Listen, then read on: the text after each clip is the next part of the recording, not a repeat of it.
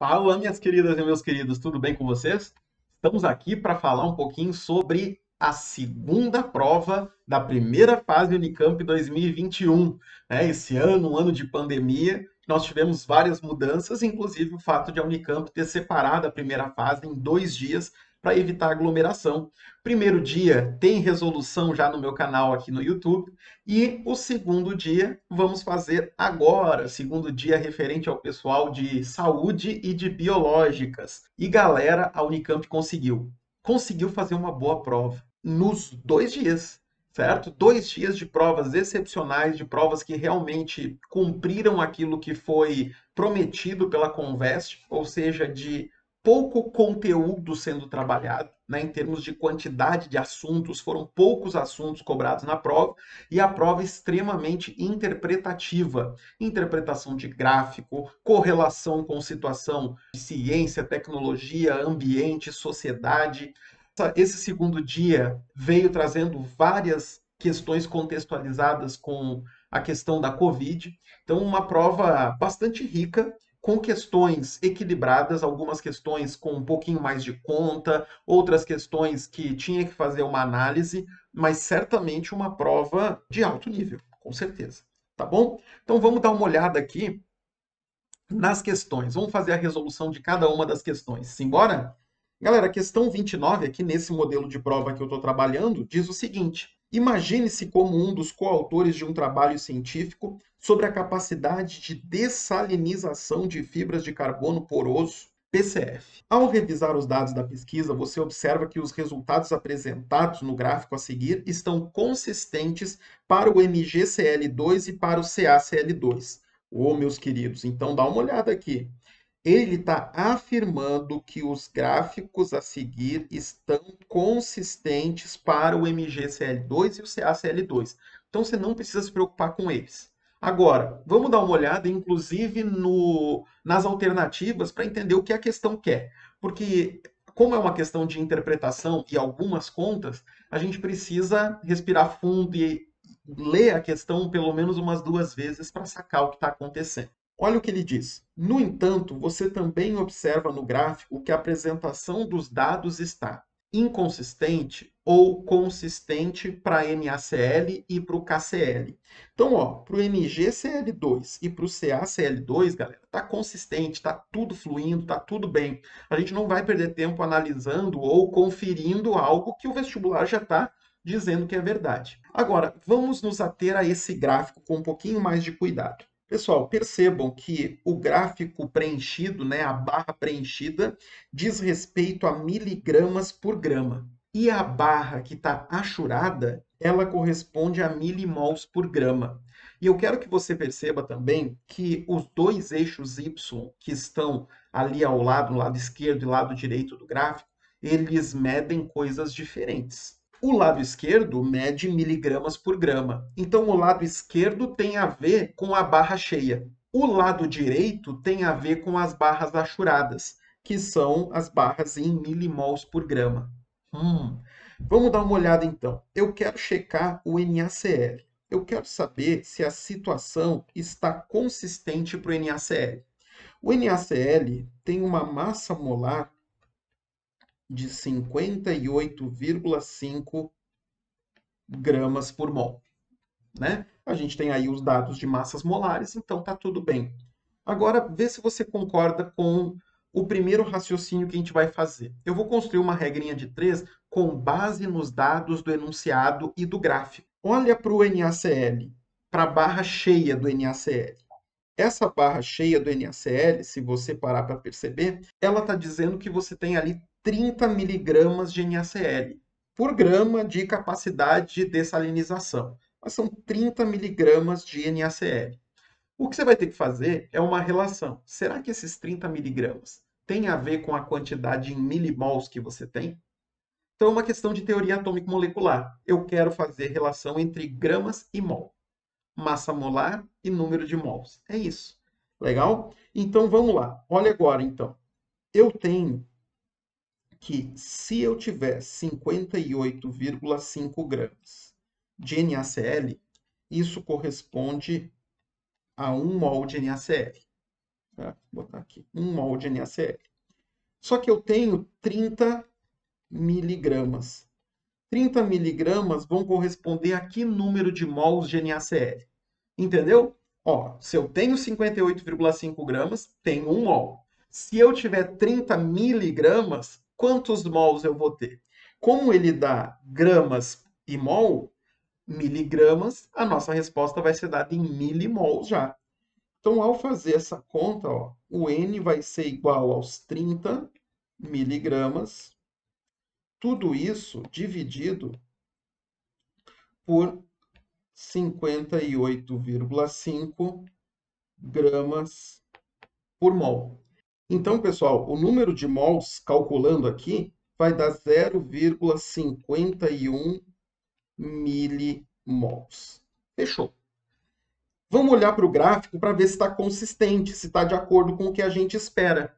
E como é que eu vou olhar isso no gráfico? Agora, meus queridos, a gente vai fazer essa análise para o outro lado.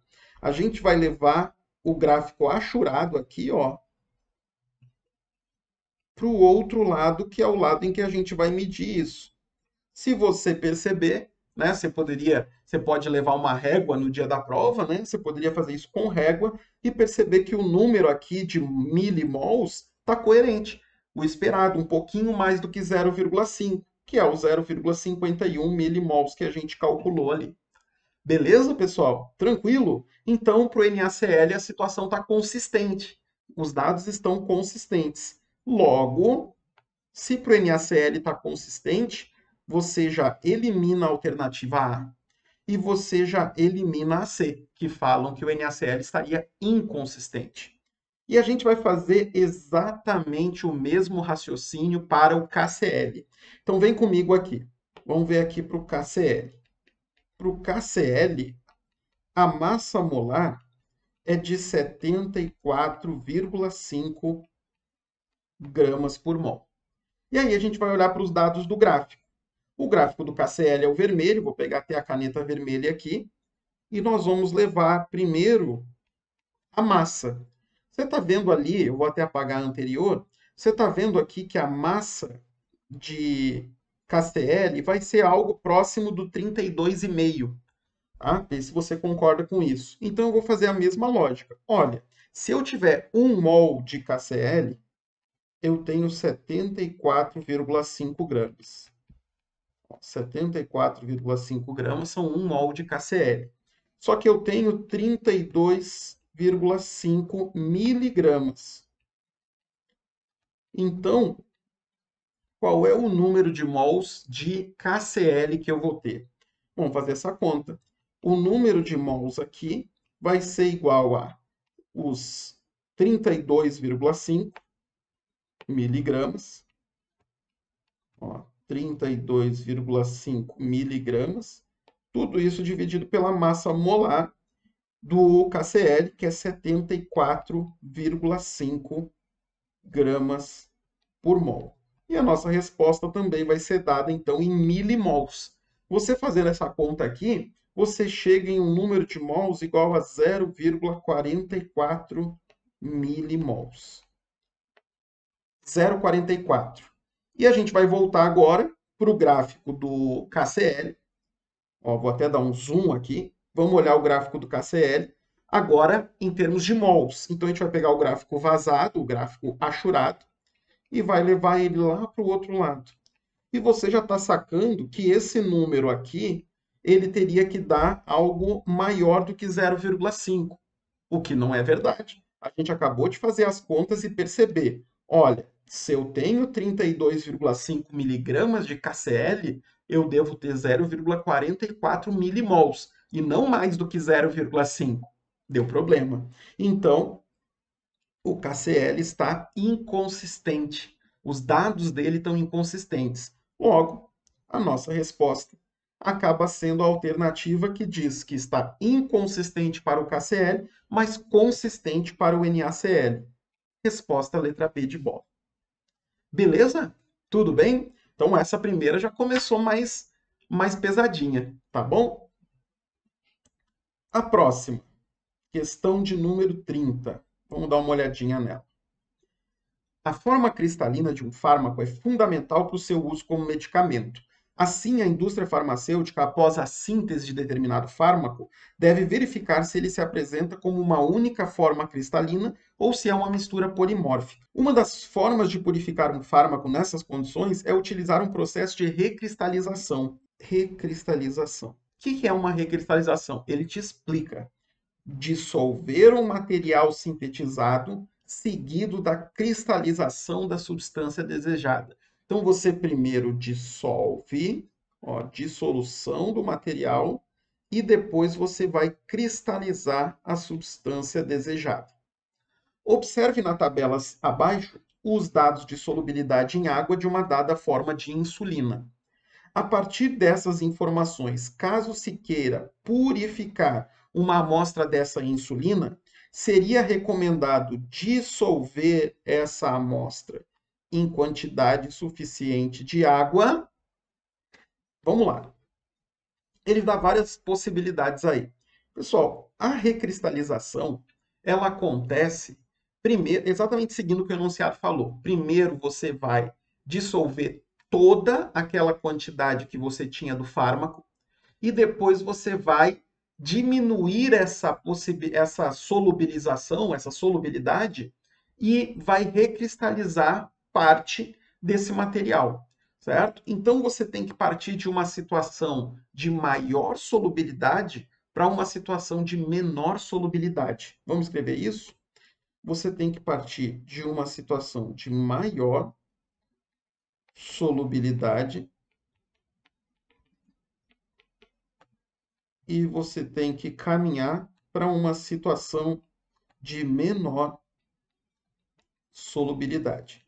Por que eu tenho que fazer isso? Porque quando você tem toda aquela quantidade dissolvida na situação de maior solubilidade, no momento em que você diminui a solubilidade daquela solução, parte daquela substância que estava dissolvida não será mais dissolvida, vai acabar sendo cristalizada e sofrendo a precipitação. Beleza? Esse é o grande lance.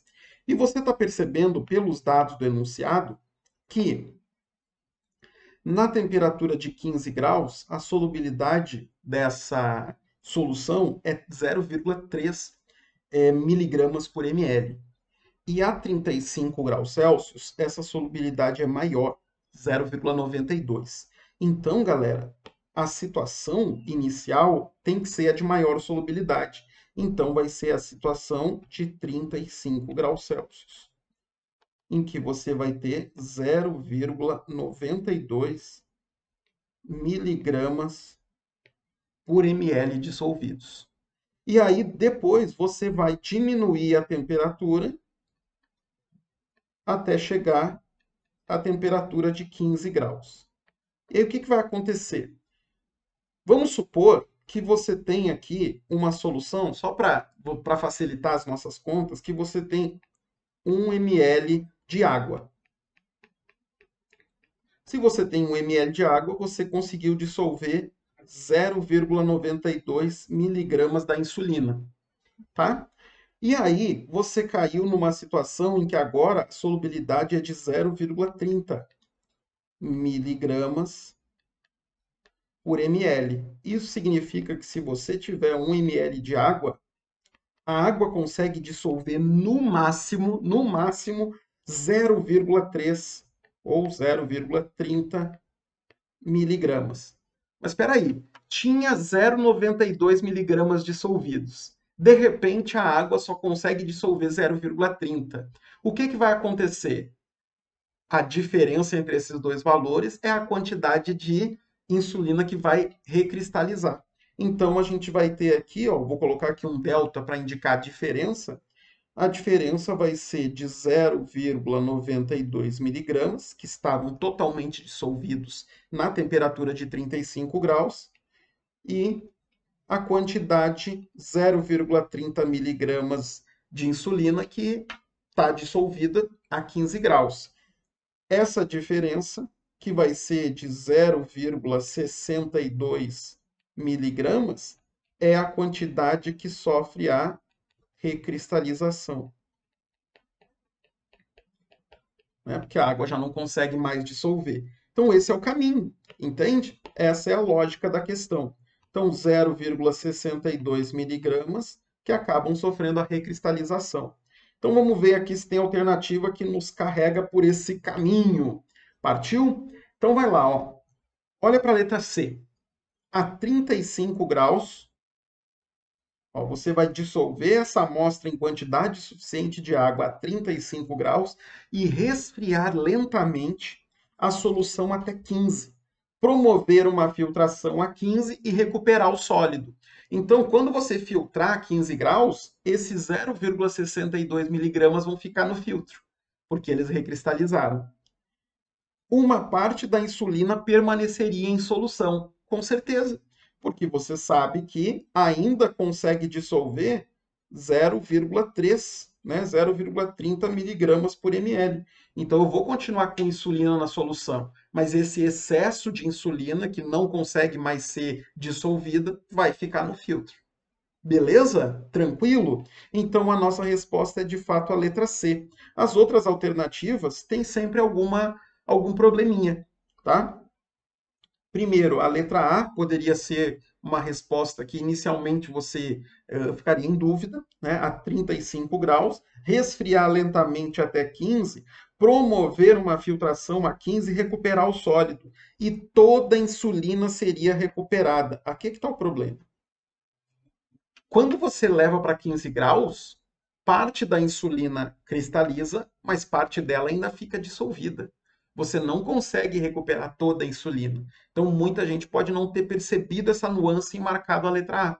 Entende? Então, espero que você tenha sacado isso aí. Tá bom? Essa foi a questão 30, resposta à letra C. Bacana? Então, uma questão que envolve solubilidade de fato. Primeira questão, teoria atômico-molecular. Segunda questão, solubilidade.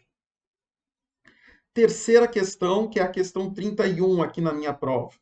É uma questão puramente interpretativa. Aqui não tem um conteúdo de química envolvido, certo? Não tem algum assunto de química que a gente precise saber de antemão. A gente precisa saber interpretar gráfico, interpretar o enunciado. Vamos junto? No início da pandemia da Covid-19, houve escassez de máscaras de proteção. Muitas pessoas passaram a fabricar suas próprias máscaras com tecidos comuns. Seriam essas máscaras caseiras tão eficientes quanto a máscara recomendada, a N95? Um estudo avaliou a eficiência de alguns tecidos na filtração de partículas de 10 nanômetros a 10 micrômetros. Faixa de tamanho importante para a transmissão de vírus baseada em aerossóis e que compreende a faixa do novo coronavírus. O novo coronavírus, olha aí, informação importante, tem de 20 a 250 nanômetros. Algumas informações obtidas pelos pesquisadores encontram-se nos gráficos a seguir. Vamos lá. Eu vou dar um zoom aqui neste gráfico para a gente pensar um pouquinho nele. Olha o eixo Y, eficiência da filtração. Vai até 1. Então, 1 seria a eficiência máxima, 100% eficiente. Você está vendo? Vamos botar cores aqui para facilitar a nossa vida? N95 são os quadradinhos. Ó, N95 são os quadradinhos. Eu acho que fica mais fácil de a gente enxergar em cores, né? Então tá aqui a N95. Como é que ela está funcionando?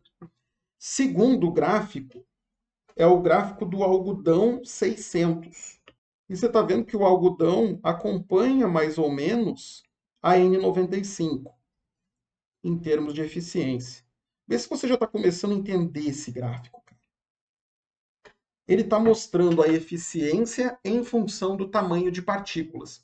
Então, quando as partículas vão ficando maiores, você está percebendo que o filtro das máscaras acaba sendo mais eficiente, pelo menos dessas duas que a gente viu aqui. Está percebendo? A partir ali de algo próximo de 200, 300, 400, 500, a partir de 500 nanômetros, você tem uma eficiência quase máxima dessas duas que a gente acabou de analisar. Vou só botar as cores aqui, vai ficar mais fácil de a gente enxergar. E a seda é o patinho feio das máscaras, né? Você tá vendo aí? A seda é toda zoada. Ela até começa com uma eficiência igual às das demais, mas não interessa aí o tamanho das partículas, você tá vendo que a máscara de seda não é uma boa comparada com as outras. Então, essas máscaras são máscaras de camada simples. Você está vendo? Tem que ler tudo do gráfico, tudo que está ali. Máscaras de camada simples versus a N95. Você está vendo aí como é que funciona. Bacana. Vamos analisar o outro gráfico? Ele está aqui em cima. Já vou deixar no zoom certinho. Então, a N95 está aqui. É a bolinha vazia. Então, aqui está como a N95 se comporta também em eficiência de filtração diante do tamanho de partículas. Vamos pensar no algodão flanela. Tá vendo que agora a gente está falando de máscaras de camada dupla. E aí você tem essa máscara de algodão com flanela. Então você tem aí uma dupla camada, uma camada de algodão e uma camada de flanela. Bacana. Tá vendo que a eficiência é altíssima? Olha lá. Se você bota algodão com flanela, cara, eficiência altíssima para qualquer tamanho de partícula. E olha a seda de novo, uma dupla camada de seda. Olha aí. Melhorou com relação à anterior, mas começa, tem aqui um pico de eficiência, só que depois, ó, cai. Ela tende a ser um pouquinho pior do que a N95 e o algodão com flanela. Beleza. Agora que a gente tem essa análise, a gente ainda vai ter que voltar para o gráfico para ver valores. Com base nessas informações, é correto afirmar que a eficiência na filtração de uma máscara caseira é sempre. Opa, essa palavrinha é forte, hein? A eficiência na filtração de uma máscara caseira é sempre. Letra A. Maior para partículas abaixo de 300 nanômetros, quando uma única camada de qualquer tecido é usada. Aqui você vai ter que ter muita calma para fazer essa questão. Uma única camada. Uma única camada. A gente está falando do primeiro gráfico. É para ele que a gente vai olhar para responder. Vou reler. A eficiência na filtração de uma máscara caseira, as caseiras versus a N95. Quando uma única camada de tecido é usada, ela é maior para partículas abaixo de 300 nanômetros. Pessoal, esse gráfico aqui é um gráfico que talvez você não esteja tão acostumado. Esse gráfico, ele vai ter aqui cada setinha, cada indicação aqui vai ser de 100 nanômetros. Pelo menos nesse de 100 a 1000 aqui. Aqui é o 200, aqui é o 300. Então, 300 nanômetros está aqui. Vou estabelecer aqui. Certo? Essa é a referência de 300 nanômetros. Tá? Então, depois é 400, 500, 1000. Aí vai ser 2.000, 3.000, 4.000, 5.000, 6.000, 7.000, entende? É uma escala diferente, essa escala do eixo X. Mas aí você acha ali o 300. E aí você vai bater com o que ele está falando. A eficiência da máscara caseira é sempre maior para partículas abaixo de 300? Não, não é sempre maior. Você está vendo que a N95 bate tanto o algodão quanto a seda. A seda nem se fala. Então a letra A não pode ser, porque a N95 acaba sendo bastante eficiente em comparação com essas duas caseiras. Ela é menor, sempre menor para partículas abaixo de 300, quando uma única camada de qualquer tecido é usada. Então, sempre menor, cara, não dá para dizer sempre menor, né? Se você olhar o gráfico aqui com mais cuidado, você vai perceber que tanto a seda quanto a máscara de algodão 600, quanto a N95, logo no começo, tem a mesma eficiência. Então não dá para dizer que é sempre menor, saca? Não dá para dizer que sempre vai ser menor quando você estiver abaixo de 300. Então, pessoal, a letra B ainda não é a alternativa que a gente vai cravar. Você pode até dizer assim, ah, não vou eliminar ainda, tá meio estranho. Ok. Leia a letra C. A eficiência na filtração de uma máscara caseira é sempre maior que a da N95 para a faixa do novo coronavírus. Qual é essa faixa do novo coronavírus? De 20 a 250 nanômetros. Desde que se use uma camada dupla de diferentes tecidos. Do que ele está falando? Primeiro, camada dupla. Esquece o primeiro gráfico. Você está analisando aqui, ó, camada dupla. ela é sempre maior que a da N95 se você estiver usando uma camada dupla de diferentes tecidos. Espera aí, se você está falando de diferentes tecidos, você está falando do algodão flanela. Porque a outra opção ali é seda e seda, não são diferentes tecidos. Se você pega de 20 a 250 nanômetros, você está falando dessa faixa aqui, de 20, 100, 250, vai ser algo aqui. De 20 a 250. Você está percebendo que de 20 a 250 o algodão flanela está lá em cima com uma eficiência quase máxima? Então é verdade o que a letra C está te dizendo. Ela é maior que a da N95 para essa faixa do novo coronavírus, desde que se use uma camada dupla. Ele não está falando da seda, ele está falando do algodão flanela. Letra C é a nossa alternativa. Difícil essa questão, né? Uma interpretação bem chata. E letra D, menor que a da N95 para a faixa do novo coronavírus. Não. Mesmo que se use uma camada dupla de diferentes tecidos. Não, você está percebendo, se você usa uma camada dupla de diferentes tecidos, você está falando do algodão flanela que está sendo perfeito ali, né? Uma eficiência quase 100%. Tudo bem? Então, letra C. Então, você está percebendo aí que uma prova, assim, eu imagino você lá fazendo a prova na hora, até você interpretar, até você juntar as informações aí, é preciso um pouquinho de sangue frio, né, galera? Não é fácil.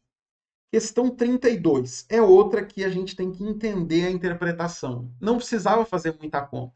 É entender a lógica do que está rolando aí. O oxímetro é usado na triagem para Covid-19. De novo, Covid. Acoplado ao dedo, ele emite luz em dois comprimentos de onda, 660 e 940 nanômetros, e mede a quantidade de luz absorvida em cada caso.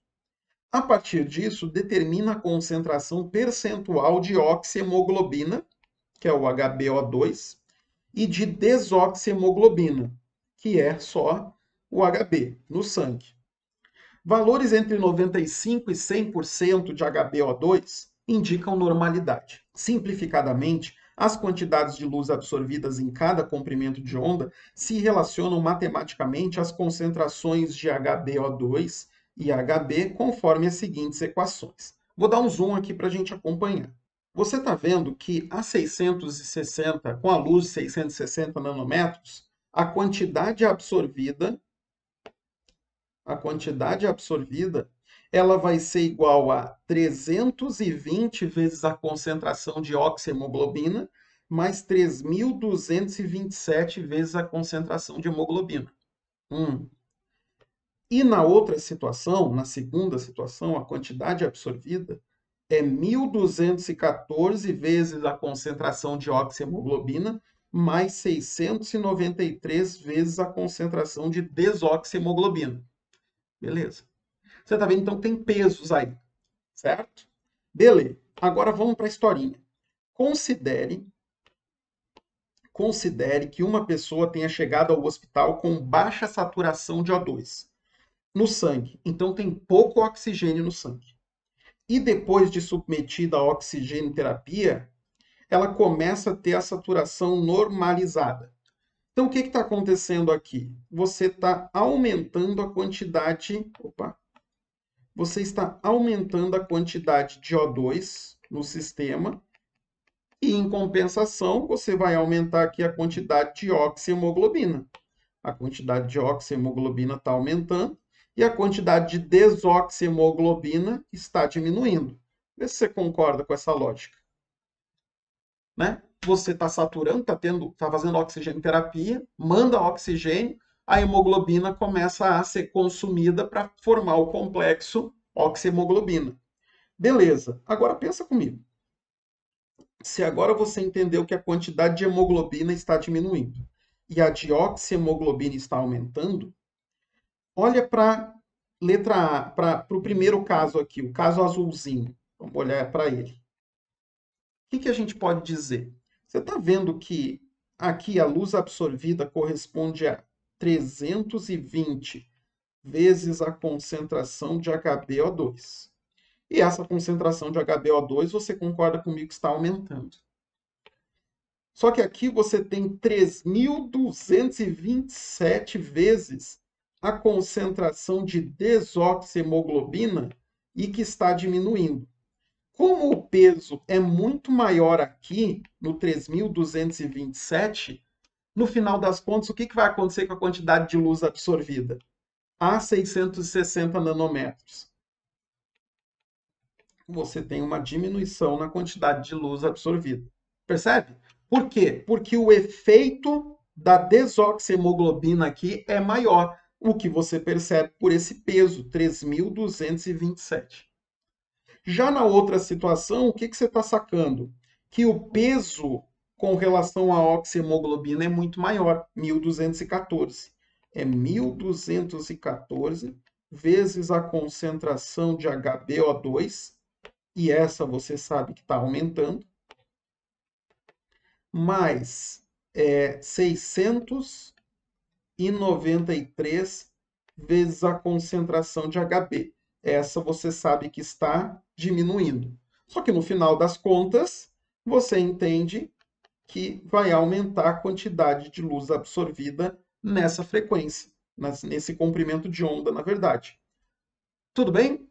Você está fazendo uma análise mais matemática do que química aí. Vê se você percebe. A única análise química é você entender que você saturando mais de oxigênio significa que você vai ter menos desoxihemoglobina e mais oxihemoglobina no sangue. Fechou.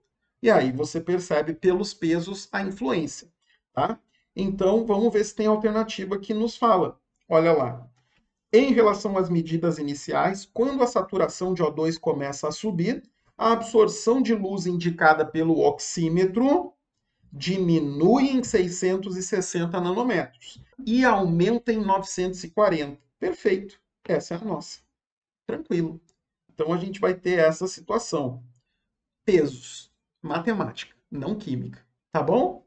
Questão 33, meus queridos.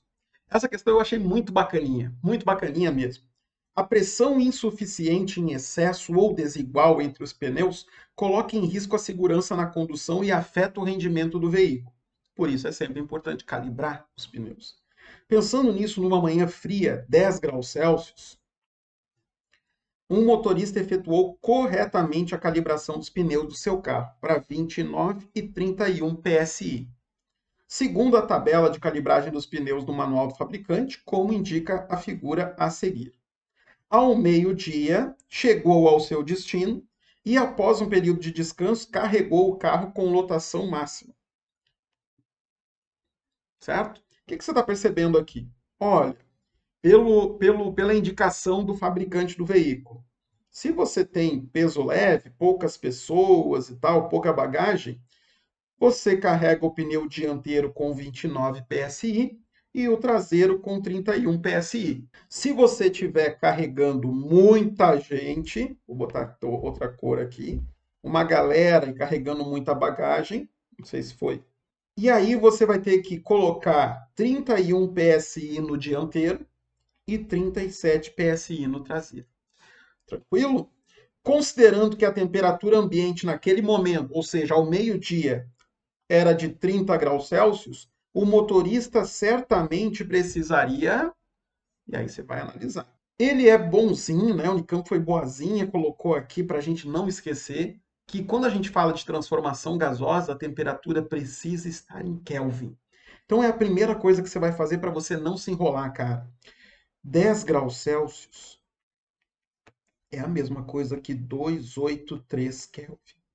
Você vai colocar aqui 30 graus Celsius é igual a 303 Kelvin. Já garante isso para você não fazer besteira. Legal? Agora vamos pensar no pneu dianteiro. Nos pneus dianteiros. Nos pneus dianteiros, você vai ter uma transformação gasosa. Uma transformação gasosa em que você vai ter o volume dos pneus constante. Ele disse: desconsiderar a variação no volume dos pneus. Ou seja, você tem uma transformação isovolumétrica ou isocórica. Qual é a lei que rege aí a transformação isocórica? A pressão inicial dividido pela temperatura inicial tem que ser igual à pressão final dividido pela temperatura final. E a gente está analisando justamente as duas situações, de manhã cedo a 10 graus Celsius e no meio-dia a 30 graus Celsius. Então vamos dar uma olhada? A pressão inicial eu vou considerar que é 29 PSI, tá? Porque está de acordo com o fabricante. Dividido pela temperatura inicial, que são os 283 Kelvin. Isso vai ter que ser igual à pressão final, que vai ser dada em PSI. Tudo isso dividido por 303 Kelvin. Então, quando você calcular essa pressão final, vou vir aqui para o lado. Essa pressão final vai ser dada por essa conta. Isso vai dar algo bem próximo de 31 PSI, que é o esperado, né? Ó, a gente tem aqui na segunda linha que o pneu dianteiro tem que estar calibrado a 31 PSI, se tiver numa situação de muita gente e malas carregadas, enfim. Então, o pneu dianteiro não precisa de calibragem. O aumento da temperatura já garantiu o aumento da pressão do pneu exatamente para aquela calibragem que a gente queria, que a gente precisava, que o fabricante já nos diz. Então, ó, só com isso a gente já consegue. Ó, o motorista certamente precisaria encher o pneu dianteiro? Não, ele não precisa. O pneu dianteiro está calibrado. Encher o pneu dianteiro? Não. Encher apenas os pneus dianteiros? Não. Percebe? Só pelo fato de você ter feito pneu dianteiro, você já assinala a alternativa correta.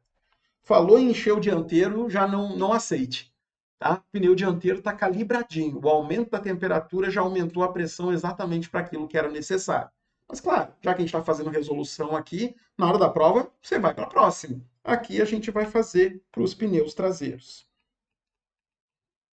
Como é que fica? Mesma história, tá? Pressão inicial dividido pela temperatura inicial igual a pressão final dividido pela temperatura final.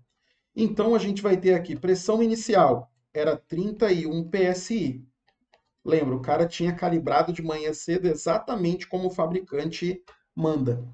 E a temperatura 283. Isso tem que ser igual à pressão final dividido por 303. Fazendo essa conta aqui, meus queridos, você vai chegar numa pressão final que é de aproximadamente 33 PSI. Opa! 33 PSI ficou devendo. Concorda? Dá uma olhada ali. Eu precisava de 37 PSI. Então você vai ter que ir lá e dar uma calibradinha a mais, aumentar a pressão do pneu traseiro para 37. Por isso a resposta realmente confirma como letra C. Você vai ter que encher apenas o pneu traseiro. Beleza?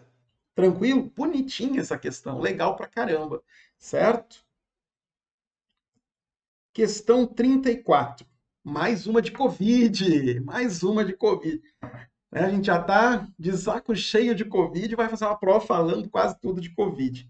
Mas também é uma questão de análise. É mais matemática do que química esse negócio aqui, hein? Pensa comigo. O aumento dos casos da Covid provocou a escassez do álcool etílico em gel no comércio, o que fez a população buscar outros tipos de álcool para se prevenir. No entanto, as opções de álcool disponíveis não eram eficazes. O recomendado é o álcool 70. A gente sabe disso, né? O álcool 70 e NPN. Qualquer outro já não tem o mesmo efeito. As opções de álcool disponíveis comercialmente à época da escassez aparecem na tabela abaixo. Você tem o absoluto, o hidratado, o combustível e o de limpeza. Por que eu estou colocando cores diferentes? Perceba que você tem o álcool 70. É o que você gostaria de ter. Mas no mercado só tem ou álcool com concentração bem acima, 99, 92, ou bem abaixo, 46. Só que eu quero, imagina, eu quero fazer em casa ali uma mistura de álcool, um tipo e outro, para ter o álcool 70. O que eu tenho que fazer? Essa é a questão. Né? A partir de outros tipos disponíveis, uma opção possível seria...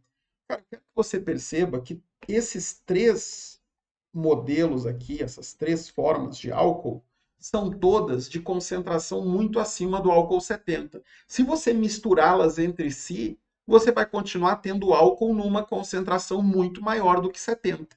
Então aqui eles estão fora. Se eu misturar o absoluto com hidratado, hidratado com combustível, combustível com absoluto, não tem como, certo? Sempre eles vão ter aqui uma concentração maior de massa, né? Um percentual massa-massa, conforme o enunciado colocou. Então não tem como eu fazer essas misturas. Então já só com base nisso você consegue eliminar alternativas. Dá uma olhada. Álcool combustível com o absoluto. Cai no problema que eu falei. Se você mistura o absoluto com o combustível, certamente você vai ter um percentual de massa muito maior do que o 70%. Tá todo mundo acima da casa de 90%. Então, não pode. Letra B está fora. Mesma coisa a letra C. Né? Álcool absoluto com hidratado. Absoluto com hidratado. Já era. Não tem como você ter álcool 70 a partir de duas soluções de álcool acima de 90%. Então fica a dúvida aqui na questão do álcool para limpeza, o álcool para limpeza com o álcool hidratado. Tá vendo que a letra A e a letra D falam isso, certo? A mistura é limpeza com hidratado. Bacana. Agora pensa comigo. O álcool para limpeza é 46%. O álcool hidratado é 92,6%. Se eu pegasse quantidades iguais dos dois, mesma coisa, de um e de outro, você teria uma média aritmética simples. Estou fazendo uma suposição. Se eu pegasse quantidades iguais, eu obteria aqui um valor de 46 mais 92,6 dividido por 2. Isso vai dar 69,3% em massa. Certo? Ou seja, menos do que o álcool 70. Se for quantidades iguais, dá menos. Então, o que você tem que fazer, na verdade? Para que você tenha o álcool 70, você precisa de uma maior quantidade do mais concentrado.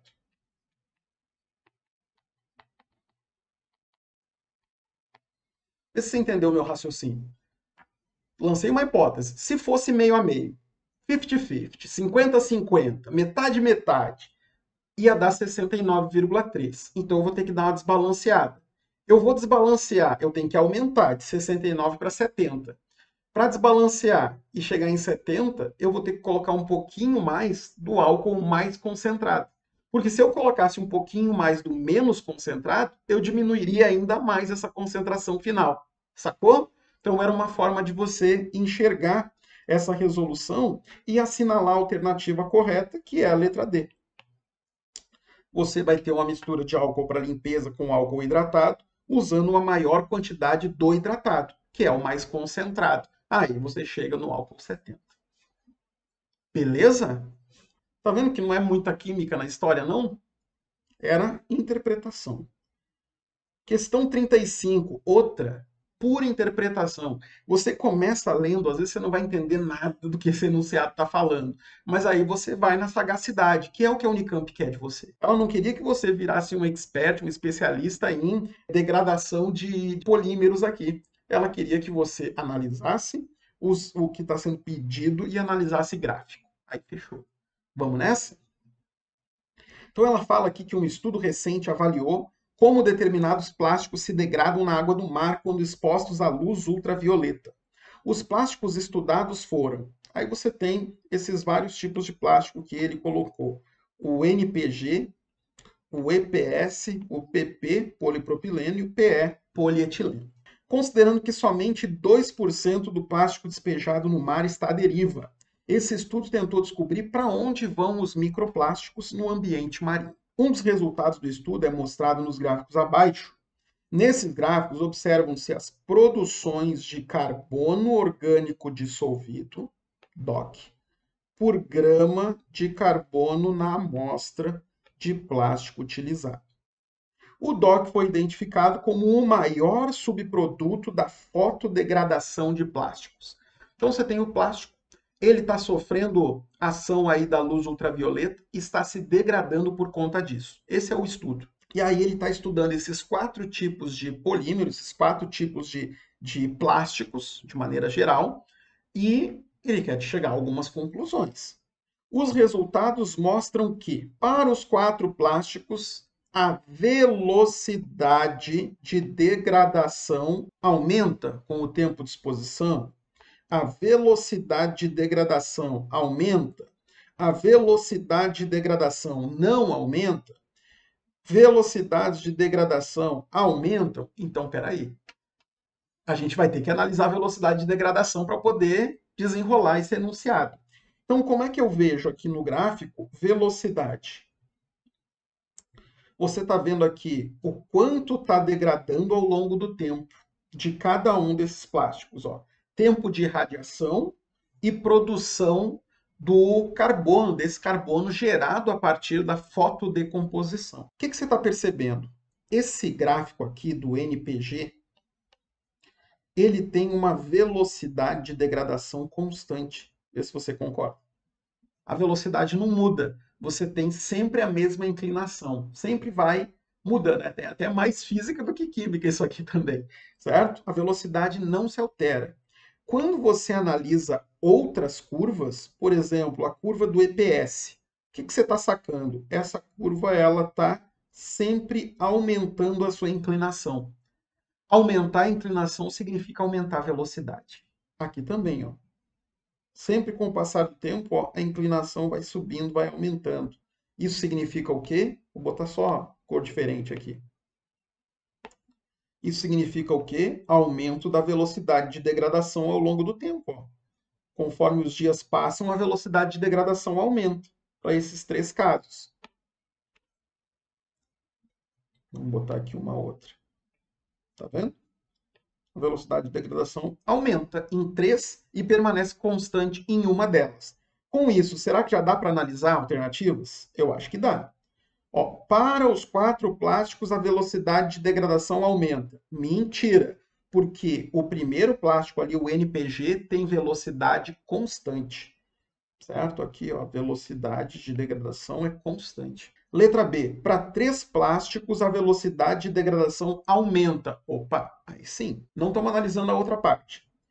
Para apenas um plástico, a velocidade de degradação não aumenta. Tá certo isso, né? Para um só, a velocidade não aumenta. E letra D. 2 velocidades de degradação aumentam com o tempo e 2 permanecem constantes. Mentira. 3 aumentam com o tempo e uma permanece constante. Então a letra D está fora. B e C continuam valendo. Então qual é a outra análise que a gente vai ter que fazer aqui, hein, cara? Qual é o outro ponto que esse enunciado pega?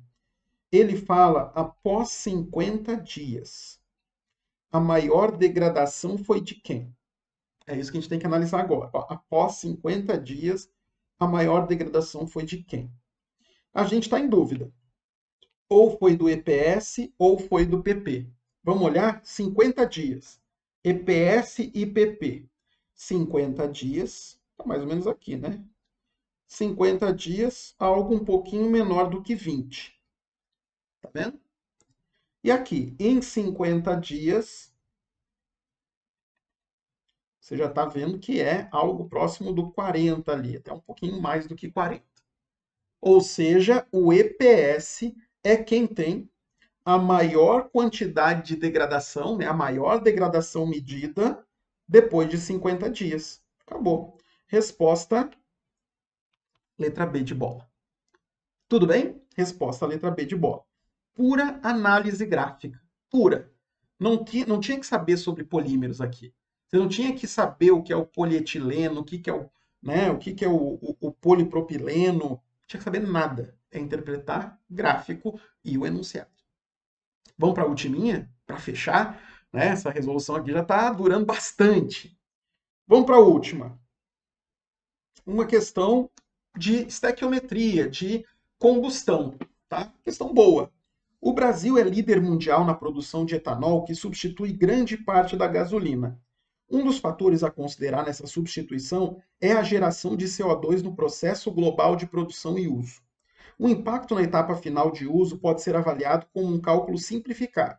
Por exemplo, um carro médio consome 1.000 gramas de etanol combustível ou 700 gramas de gasolina comercial para percorrer 10 quilômetros. Ok. Nessas condições, a queima de 700 gramas de gasolina comercial leva à formação de 1.962 gramas de CO2. Espera aí. Gasolina. O que você tem sobre a gasolina?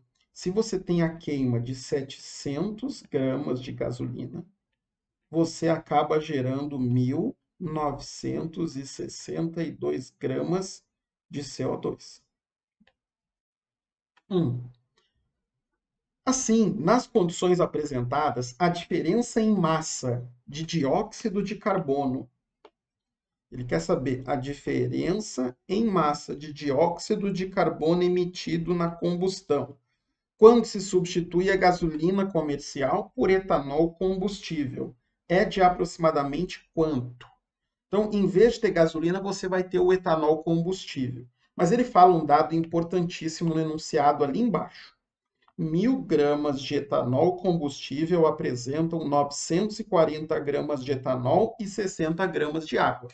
Então, se você tem o, o etanol combustível, em vez de você dizer que você tem 1.000 gramas, na verdade, desses 1.000 gramas, você só tem 940 gramas de etanol. São 940.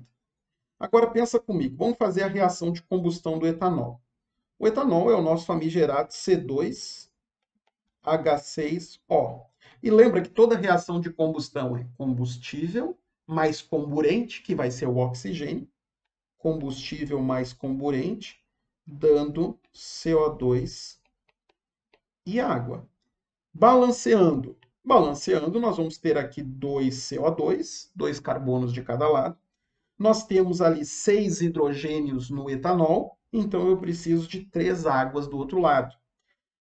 Então, aqui agora no produto eu tenho 7 oxigênios, já tem um do etanol, faltam 3 O2 para completar, fechar aí essa nossa reação.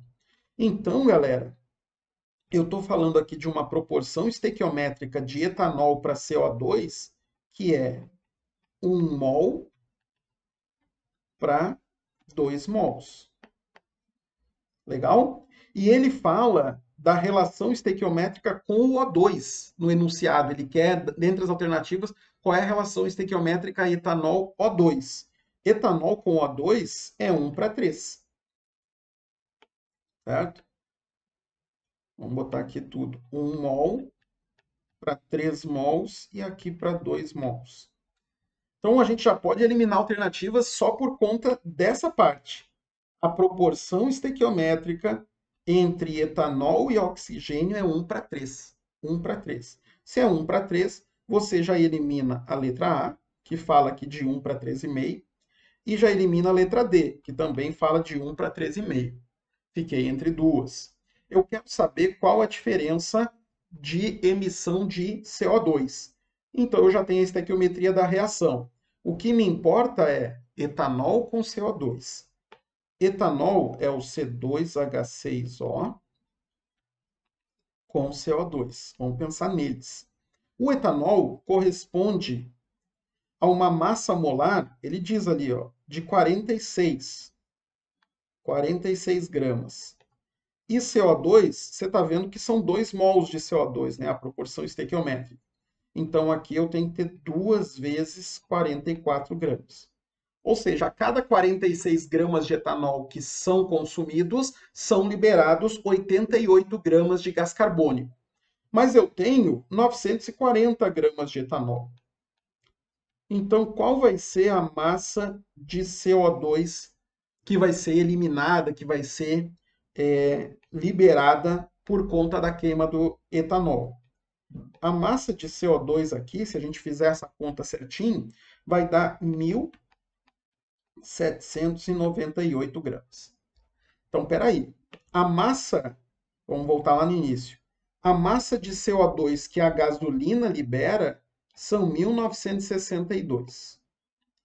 A massa de etanol, para percorrer a mesma distância, né, que o enunciado falou, acaba liberando 1.798 gramas de CO2. Então, a diferença é justamente entre esses dois valores, entre 1962 e 1798. E essa diferença, se você fizer a conta, vai ser de 164 gramas.